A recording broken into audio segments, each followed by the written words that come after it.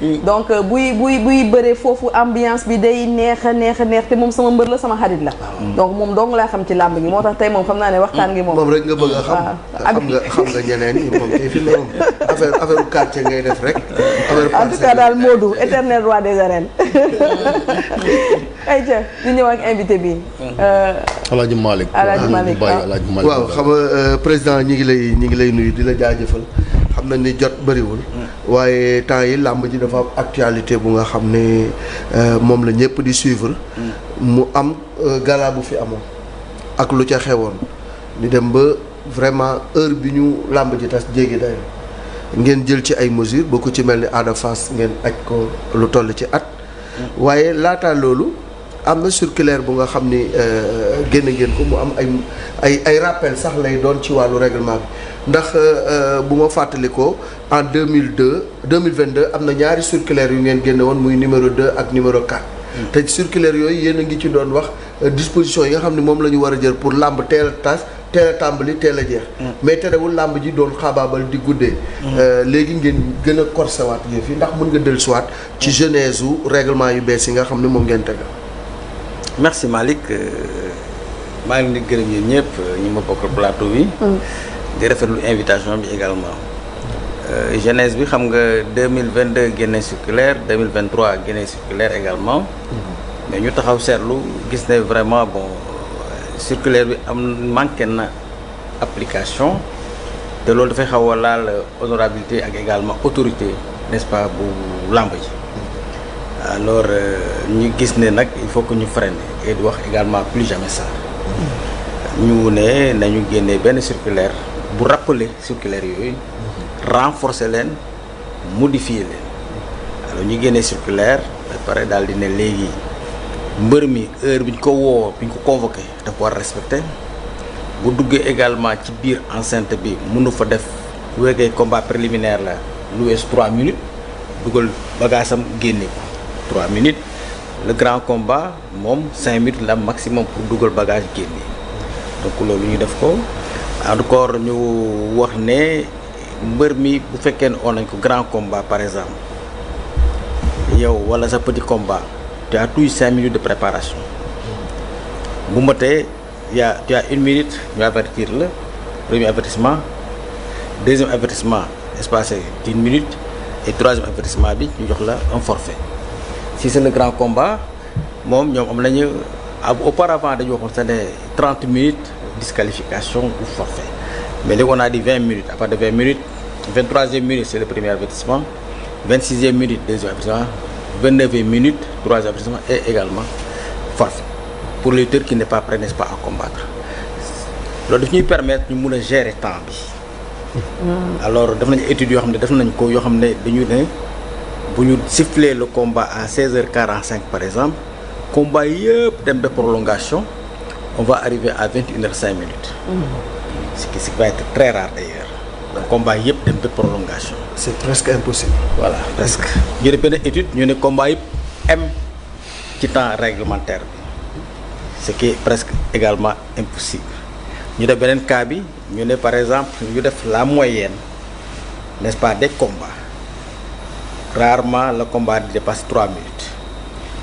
de moins de 3 minutes on se trouve naturellement avec fin de combat à par exemple 19h30 19h20 ñu ne ça c'est acceptable donc on retient ça ñu ne ñu jàppalu ñu ne donc léegi 16h15 minutes la ñuy siffler le premier combat wàcc alors bi ñu ko defee ci 2 premières semaines yi on a vu que on a terminé à 18h40 18h55 alors promoteurs yi daw si ñaan ne ñu may leen 30 minutes comme dans l'observation gis nañ ne c'est faisable ñaan ñu ne bon ok on va être un peu flexible ñu may leen 30 minutes donc premier combat il est sifflé à 18h45 alors on fait une planification. 18h45 18h45. Premier combat.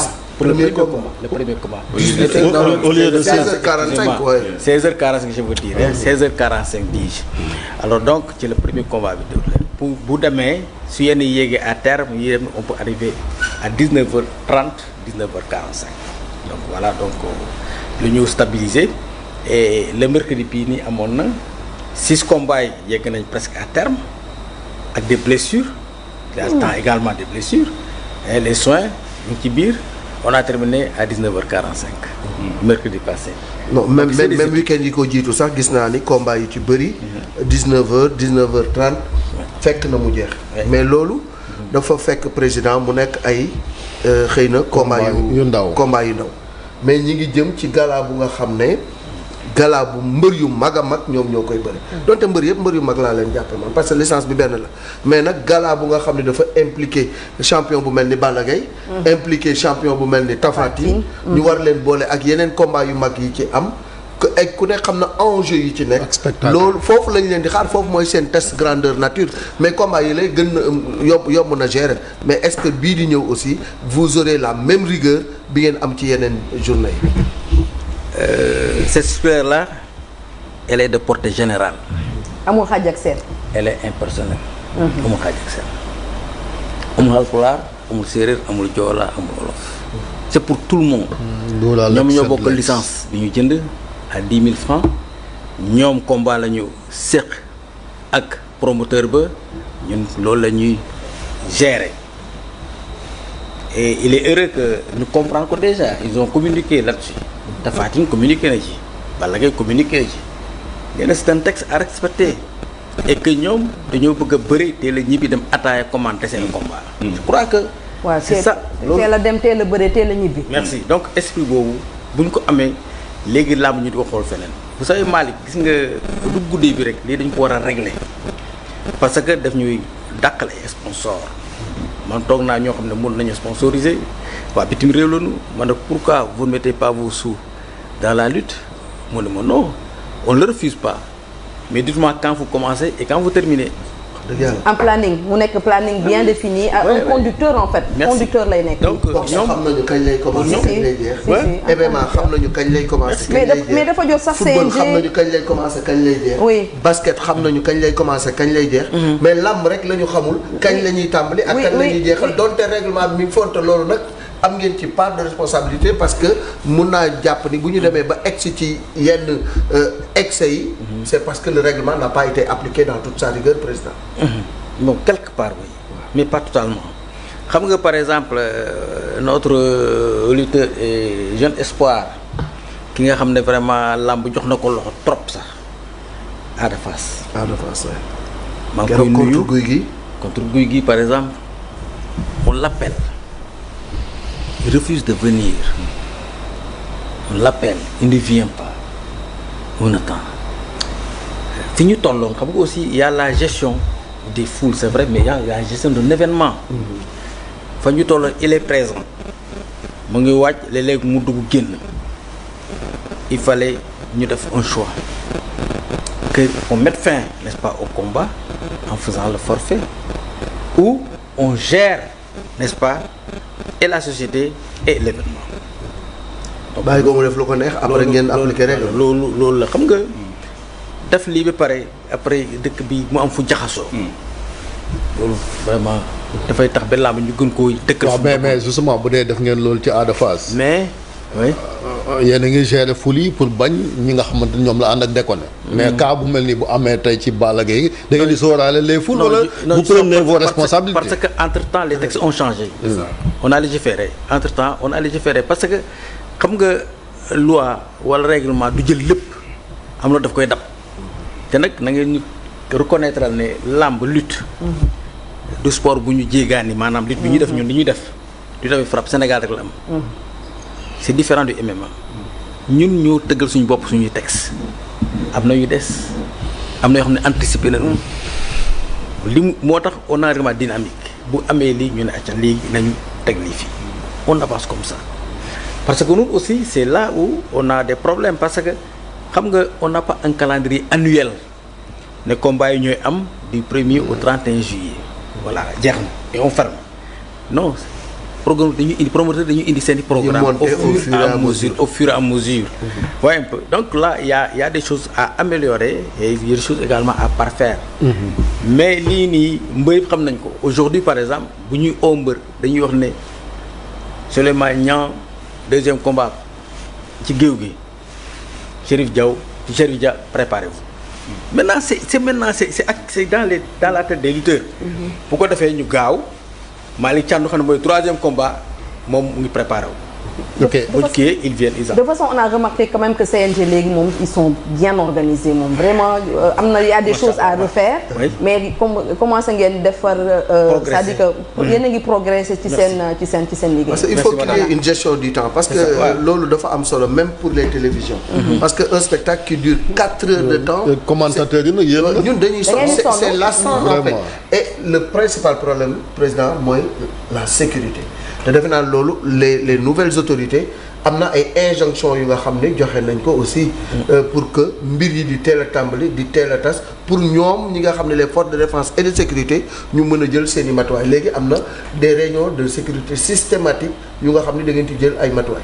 yooyu lu sa yàgg na vraiment man depuis que je suis là à chaque fois qu'il y a un grand gala j'invite les forces de défense et de sécurité à une réunion, n'est-ce pas, de sécurité où sont présents les promoteurs, les managers, n'est-ce pas, du jour ñu toog ñu waxtaan le promoteur wax ne man lii laa bëgg a def sama spectacle ak lii ak laa les managers également ñu wax leen ne voilà les textes li ñu prévoir il faut que ngeen seen bëri ñëwee nii ñu laaj la sécurité yéen yan recommandation ngeen bëgg a def parce que xam nga sécurité daf ñuy accompagner dans l'organisation mais ñoom bu ñu organiser boo ne par exemple je vais ouvrir mes portes par exemple à 15 heures par exemple am nañ droit ne non vous ne pourrez pas aller à 15 heures ouvrir plus tôt parce que ñoom ñoo yore sécurité bi aussi quand même que loolu aussi dafa nekk ci lu bokk ci mbir mi ñu ne par exemple damay ubbi 2 vomitoires par exemple les sapeurs de non il faut ouvrir 4 vomitoires pour que nit ñi buñ amee problème rek ñu mën a wàcc génn dem seen yoon waaye donc ça c'est le travail d'une grande équipe alors ñu ne bon ci suuf par exemple bu nit ñi bëreeti léegi kenn amul droit taxaw à 5 mètres de l'enceinte par exemple la sécurité ne oui effectivement au lieu de 5 mètres nous faisons 10 mètres. c'est de sécurité. Voilà dañu am équipe la ñu nekk finalement police gendarmerie sapeur pompier CNG et le promoteur parce que li nit ñi xam mooy xam nga promoteur yi am na ay limites bu organiser sax. am na foo xam ne amu fa droit accès c'est les CNG seulement mu fa am droit accès. moom dana gérer ses guichets ses invités et cetera mais le CNG moom mu am droit all access comme on dit partout mu dem fa pour n'est-ce pas gérer les choses mais les réunions de sécurité il faut que ñu def ko pourquoi parce que un combat Chérif Dia Malick Thiandou yemul ak combat Yékini ak contre Tyson ci mesures sécuritaires yi fii bu laajee 5 policiers il fallait par exemple. da ngeen di adapté wu selon les événements selon les événements. mais benn question am naa benn question si vous le permettez les garçons. c'est par rapport. kilifa fi nekk nga ana garçon ana garçon wax nga dëgg ci. tuubal li nga wax tuub naa ko. waaw. damay wax sa tur bu bees de. non après Souleymane je vais te dire ça non après dinaa la wax turam bu bees bi. donc nag ma ko may parce que dafa may keroog may drive. dinaa la ko wax président man ak yow ñoo fa dinaa la wax ni ñu koy tuddee léegi. c'est par rapport un peu au spectacle sama genre yi. lutte avec frappe intéressé wu leen. li leen intéressé mooy spectacle bi bàkku yi. bu Modou Lo duggee ba def nii ñun tamit ñu ànd ak moom ne nii. tey temps boobu. ñaata ban timing ngeen ko jox. et puis également par rapport ak promoteurs yi.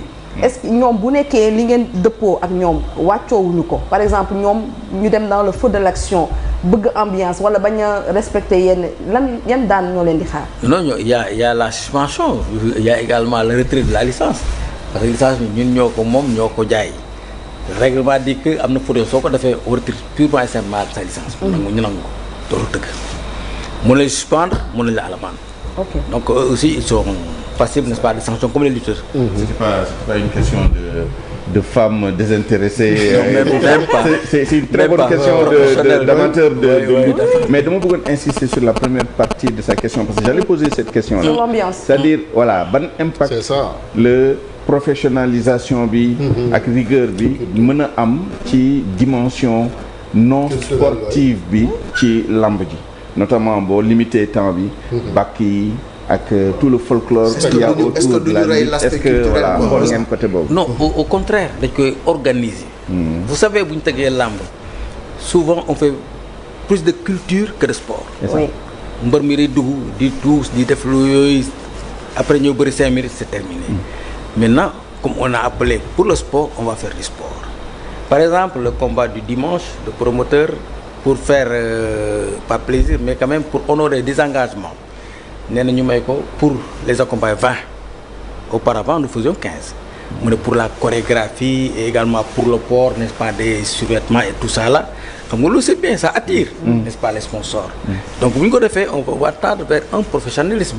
Parce que beaucoup de fait, 10 minutes pour Bakou, on est la marque, évidemment, nous avons un comportement très propre, parce qu'on a dit, ne vous remettez pas, par exemple, au marabout ou bien au mystic man, excusez-moi, n'est-ce pas, les blousons. Les lutteurs seulement licenciés nañ sol blouson yi ñëw am un comportement de lutteur wane ay bàkk yu rafet effectivement avec une belle chorégraphie loolu ça attire et puis